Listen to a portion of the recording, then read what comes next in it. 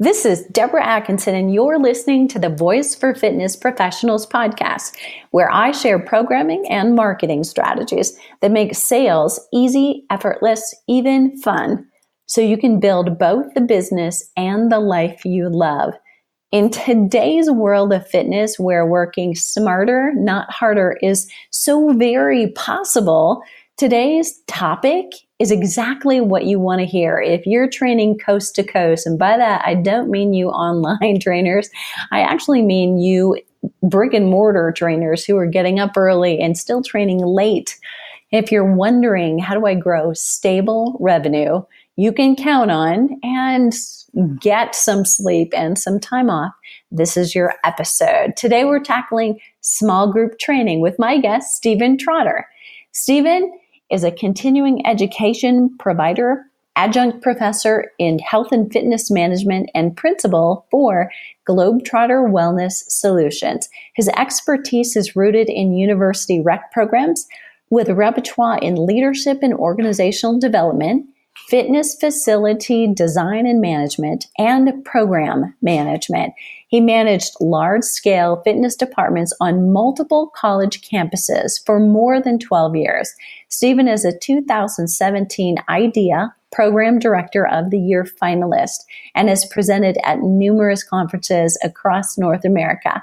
He's a subject matter expert for the American Council on Exercise and previously served on the industry advisory panel. Steven maintains more than 20 fitness industry certifications and has taught group fitness and personal train for over 16 years. Steven, thanks so much for taking time out to be here. Yeah, thank you for having me. I want to tell listeners a little dirt about how you and I met before we dive into the content today on small group training. So listeners, this is so that you know that this guy we've got here today has your back, right? So this guy and I meet for, we've met for 2 minutes maybe for a subject matter expert meeting. And I let it be known I was in need and on my way to find a phone charger. Since I'd left mine, one of my numerous collections on the counter at home where I wouldn't forget it, right? And forgot it. So whenever you need a guy, he's the one, not only who can help, but actually goes out of his way to offer help. So he turns over his phone plug to me. I was saved. And, you know what that's like to be without your phone for a period of time. So that's what he is really here to do today, save the day. So I knew I needed my phone cord that was prone to forgetting it. You may already be doing small group training and know you could be doing it better. Steven's here to talk about what, why, how, even beyond what you might think is the obvious. So Steven, let's dive into all things small group training. And first of all, let's maybe define it really well for listeners. So how do you define small group training? Yeah. So thanks. I personally define small group training as a group of 3 to 12 individuals working towards a collective goal, usually health, fitness, wellness related. I do a lot of work with small group training and, the business side of it and how to program it. And the best way, I'm a storyteller, I'm a communicator at heart. So the best way I describe small group training is think about a super shuttle. So when you're traveling, you go to conferences, you often take, shared rides like Super Shuttle. So you get in the van with 12 other people and you're all going different places and you're paying a really, really low rate to get from the airport to your hotel. However, it might take a while to get there because everyone is going different places. That's what I call group fitness. Now, your personal training is that black executive car that picks you up from the airport and takes you from point A to point B by yourself. They take your baggage and load it in the car for you, and you're going to pay the premium for that. So imagine that personal training and group fitness gets together and they had a baby. That's what I'll call small group training. So imagine, right? So imagine you're getting into a super shuttle now. However, it's a little different. You're going to pay a little bit more, not as much as personal training, but you're going to pay a little bit more to have the shared ride with those other 12 or 11 people, and you're all going to the same hotel. So you may be even going to the same conference. So you're building some camaraderie there, and you're going to pay a little bit more, but you're still going with a group of people, but you're not paying as much as doing that one-on-one. So not only, is it that experience for the participants in this ride, the drivers too, they're able to make more trips back and forth. So that's what I call small group training. It's a group of 3 minimum to 12 maximum, because then we can get into large group training from there. But about 3 to 12 people working towards a collective goal, going to a destination, usually in what I say like a 6 to 8 to 12 week program. I love that. I'm pausing because I'm like writing furiously. I've never heard that described so well and it's so perfectly. And I think, tell me if you disagree, but I think for trainers, this is a hard question to ask, and it's hard to relay for them in marketing, so that they know the answer to this when a customer says, well, I could go to group fitness and do this, as opposed to pay you to do this. What's the difference? That question comes up a lot. And whether they say it out loud or not, that question is there. So do you run into this, that trainers don't often have a great way to explain it the way you just did? Yeah, and I think what even, can muddy the water more is when you run small group training programs in a group fitness space, because that's just how you're structurally set up in your brick and mortar. And so when participants walk by and they may see this hop-in group fitness class, and then all of a sudden at 6 o'clock, there's this structured like boot camp type workout. And they're like, well, it's in the same space. It's using the same equipment. Why do I need to pay extra for that? And, it's really, we know that in our industry, people pay for value. You get what you pay for, and you have to sell the value of it, whether it's pre and post assessments, whether it's nutritional counseling that you're partnering with, whether it's group support, whether it's, online support, in addition to your in-person, you're putting that value towards it. And the accountability goes across the participants too. If we're in a small group training session together and you don't show up tomorrow, I'm going to probably reach out to you, after that session and be like, hey, where were you today? We had a great workout with our coach today. So it's definitely a challenge. And, the waters get even muddier when you're doing it in spaces that are multi-purpose, but it all comes down to selling that value. Love that. And I love that. And I think let's do this in simplistic terms. So, Steven, you're doing this all over. Before we actually recorded for you listeners, while we were chatting in the green room before the show goes on, and we were talking about Steven has just come back from a trip. He's leaving again in 2 days for another trip. I mean, he's all over. He's talking to groups all over the place. So, Steven, just as your testimony, you're seeing this be done successfully. So it is possible, even though, yes, here are the obstacles and here's what makes it confusing for your consumer. You're seeing people do this successfully. Oh, absolutely. And, just like our members, sometimes it's hard for us as coaches, as managers, as trainers to get in that mindset too. But we have, we all have our different stories too. Just like all of our clients are different, all of us are different, and our journey is going to look different for each of us. Yet we're all going towards a direction of a better us, better financial, better programming, better, wellness. So all of our journeys look a little different, but we're all going toward that same goal. Love it. Love that. Okay. Why would a trainer, and or if you're listening and you wear the hat as the owner as well as trainer most often, why would one consider offering, small group training as a part of their programming? I think the simplest answer is it's a great way to impact more people in an effective way. And it comes down to, a personal story. One of my trainers, this was many years ago, got to the point where she was teaching 6 to 8 group fitness classes a week, had a client load of 12 clients. And we formed, and this was back in 2010 or 11 when small group training was very new in its early stages, and built it all from her schedule was so all over the place that she started taking groups of her clients and creating small groups based on their goals. And, you're able to impact more people.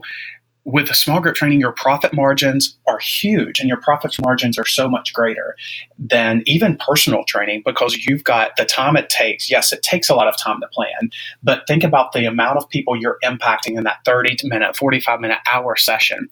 And it goes back to that Super Shuttle analogy. If you're driving that shuttle where people pay a little bit more, but they're only going to one hotel, to one conference, you are now able to, throughout the day, get more people to their destinations because you have more opportunities to go back and forth from that airport to those hotels. So you're getting those more trips in, you're getting that more impact, and your profit margins are going to be a lot greater. I love that you said that. And that brings me to a question that we hadn't actually talked about answering. But of course, I think for program directors, for owners who are overseeing it, there is a challenge here in starting small group training.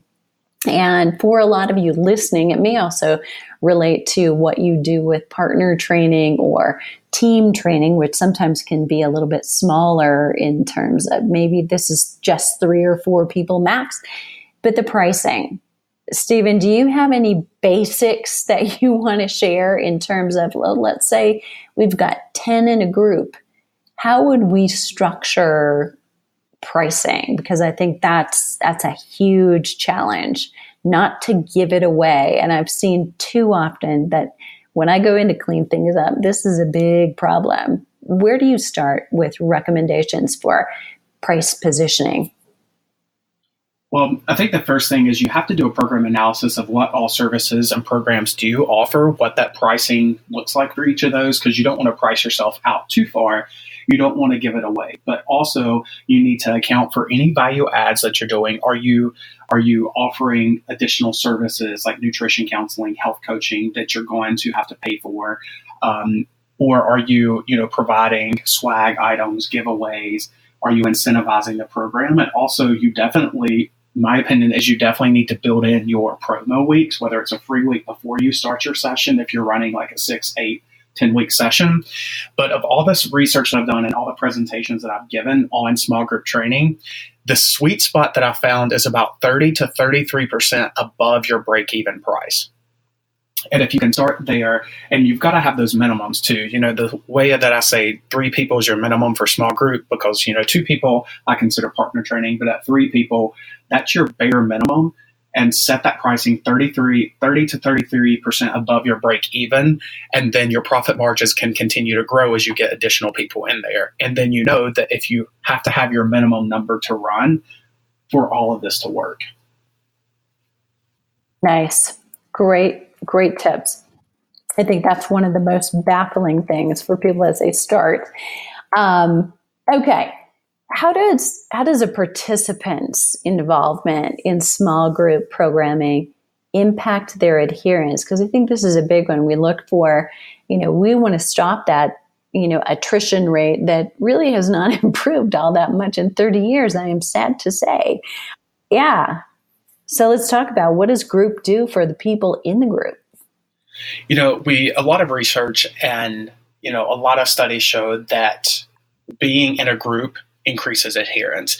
And part of that is not only as the small group training coach are holding people accountable, the members are holding each other accountable for it, because it's now becoming a collective group. The responsibility for everyone to show up, work hard, and work through things and see the challenges and overcome all the aspects when we might pop into relapse on the behavior change model. It's the ownership is across the group. And when people are in groups, when they have a workout partner, they're more likely to work towards and meet their goals. Love that. Love. And just, on the flip side, I know you've been in this role so much, and so have I, I think fond memories of this, but What's the benefit for the personal trainer leading a group as opposed to one-on-one? First, I think it goes back to you're able to impact more people. And at the end of the day, I normally start off any presentation that I do, any workshop, with that if I were to rewrite every one of our job descriptions, no matter what role we play in the industry, our job comes down to one thing, and it is to take people to a place that they can't get on their own.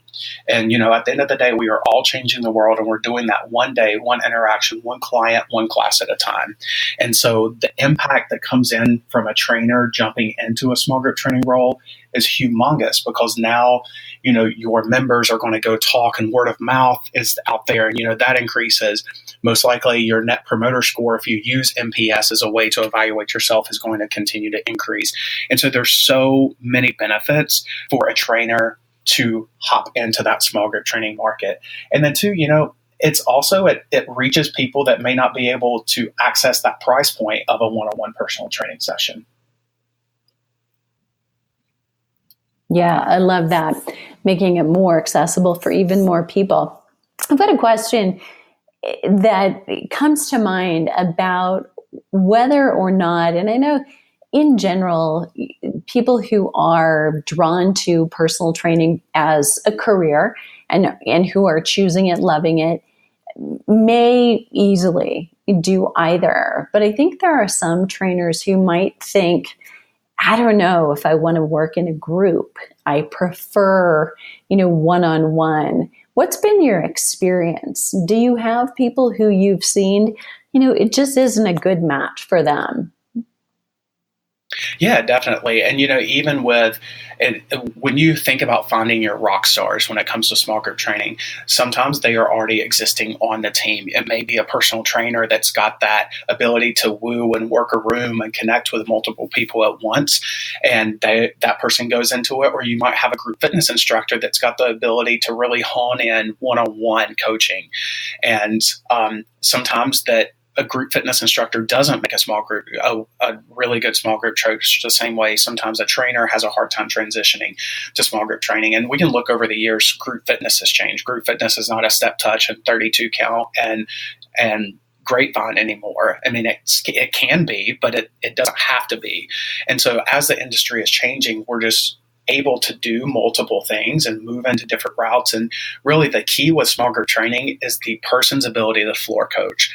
It is essential. You cannot be stagnant. You cannot be stationary when you're running group training. You've got to move around the room. You've got to know when to get beside of a person and dig deep with them and get there right beside of them. And it's about, if they're on the floor in a plank, it's getting down on the floor with them at eye level. And so you've got to have that ability. That floor coaching is the key component in being able to reach those people. I love that. And so really, I think you've just dug into great transition into my next question, which was going to be, what tips do you have for trainers to build rapport in small group training? Yeah, so start with do what you do best, getting to know people on a personal level. That's what, personal training, it's called personal. So people on that personal level, add that into that group training dynamic. And then also don't forget to encourage those small wins, because we all have those great goals, but those behavioral goals as we achieve, coming into sessions on time and, being there for the last 2 weeks and you were there the whole time, you completed everything. It's about encouraging those small wins, because the more celebrations that we have for those small wins, the more likely our participants are going to reach those bigger wins. And then the key of rapport, I do a lot of work when it comes to of behavior change modification and program adherence, but being able to know the difference between empathy and sympathy. And I was reading a book by Dr. Brene Brown out of the University of Houston. And this was the best way that I've ever been able to hear the description and separation of empathy and sympathy. And think about it as if you're walking up and you see a well, like a well in the ground, and somebody has fallen into the well. Sympathy is when you're standing on the ground and you are looking down into that well. And you're like, I'm sorry, this sucks. It's really like, I'm so sorry for you that you fell into that well. Empathy is when you go down in that well, but the key is you have to have the tools to get both of you out. So you go down in that well with the resources to bring both of you back out of that well. And it's not walking in front of someone. It's not walking behind them and pushing them. It's walking alongside of them in that journey. That's empathy. And that's the key component of being able to empathize with people and keep that personal one-on-one touch into this group training. Love that. What a great description. And that was Brene Brown. What was the title of the book? So that one she has a couple of different ones. There is Braving the Wilderness is one that touches on it a lot. Rising Strong. And then there's just like a podcast that's downloadable through Audible that she has on the power of vulnerability. And she specializes in studying vulnerability and shame, which relates into so much of the clients that we deal with and we work with. Love that. All right. So listeners, I am dropping those resources into the notes for today's show, and want to ask a little bit about this question before we wrap things up. Screening tools or marketing copy that helps you make sure you get the right butts in the seats. Are there certain ways that you do that? So obviously, in your very first analogy, tying it back to the beginning, we want to make sure everybody, wants to go to the same hotel, right? Or gets to the same conference. And we want to make sure that really the education level or the ability level is somewhat similar in order to give everybody the best possible experience. What do you use? Anything special to screen before small group training, or how careful are you in your marketing copy so that you attract the right people? Well, I think one of the keys is it comes down to controlling your product. And that's very, very important in small group training. If you're running a program, that curriculum should be developed from day one to the last day of it. And that way, all of your coaches, anybody who's working alongside of you, can deliver that product in the same way. And a part of that is, just thinking about taking educational courses. They might have co-requisites or prerequisites for that. You can use that terminology, or also most of the time our participants and our clients and our members, they don't know and don't care what small group training is. They care what that specific program is, whether it's a 12-week boot camp, whether it is a strength conditioning or Olympic lifting session. They are more drawn to that specific title, description, videos, and offering that trial week is very key, very important and key too, to make sure that people get into the right spot. Because, with small group training, it is for everyone, but not every program is for everyone. So, we have to be strategic in what programs we're offering, controlling those products, and then make sure that we make it clear of what the experience will be like. And then also having the ability and the fluidity to be, and maybe in week one, somebody's like, oh, I'm not really feeling this. And you're having a conversation with them and you're like, well, actually, I think you might be more interested in this group over here, and being able to transition people in a different spot. But again, we understand small group training from a back of the house program management side of it. But what our members see is that actual session that's running, whether it's Les Mills Grit, whether it's aerial yoga, whether it's whatever that program is, that's what they're drawn to, not necessarily the small group training umbrella. Right. Yeah. So much. I love that. And of course, we all know they're drawn to the benefits. What's the transformation that I'm going to get? What's the outcome that I'm going to get?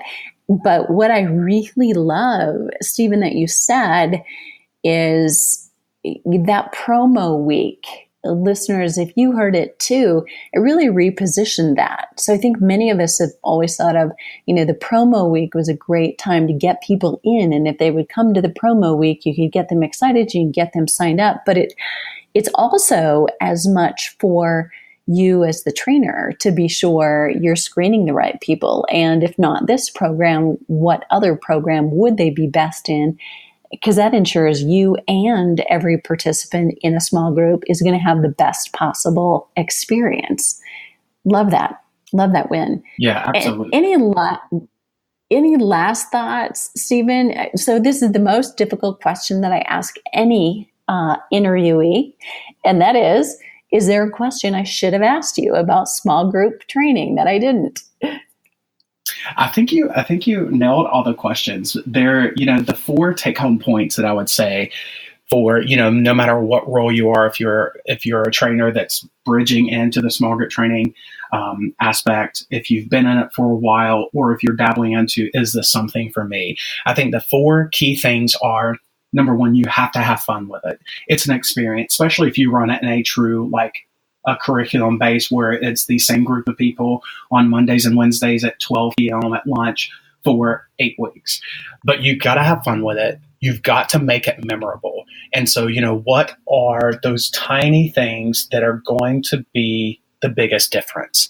How you greet people, how you talk to them, that you remembered that their pet had to have surgery last week. So, number one, have fun with it. Number two, make it memorable. Number three, celebrate your participants. So again, celebrating those small wins. And number four is control your product, because that's key, especially if you're charging a premium for this. The difference is that, group fitness is a drop in. It's not always progressive. Moving in each week it's more challenging, or whatever that it may be. But you've got to control that product that way that people get the experience that they're paying for. It comes back to selling the value. So to wrap that up, have fun with it, make it memorable, celebrate your participants, and control that product. Love it. Great tips, great points. And Steven, where can listeners get more of you? Where's the best place for them to go? The best place to go is visit my website, globetrotterwellness.com, and or find me on Instagram or Facebook at Globetrotter Wellness. And we typically put out blogs on Mondays, and we're about to release a new 100-second and 100-word blog on Wednesday. But we usually release content hitting 5 different dimensions of well-being. Love that. Thank you, Steven, so much for being here. I'm really eager to have you back because we have so many things I know we could dive into. So thank you again. Thank you so much. Hey, and listeners, if you're out there and you also want to tap into Steven a little bit more, if you've still got a question, please leave it below our show notes at fitnessmarketingmastery.com/small group training 301. Go there to get the links to Steven's site and to the resources that he mentioned, as well as the detailed notes that I'm adding to this episode. All things small group training. Please leave us a rating in iTunes, where it really helps make a difference and keeps us going. And go make a difference in somebody's life today.